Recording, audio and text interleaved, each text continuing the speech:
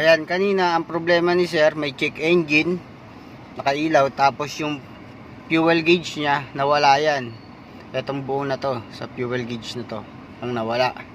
Ngayon trinase natin kanina, then sinaksakan din natin ng scanner para burahin yung check engine. Nabura naman din natin yung check engine, tapos at napagana natin to. Kaya natin napagana yung fuel gauge niya kanina, kaya is natuklasan natin putol.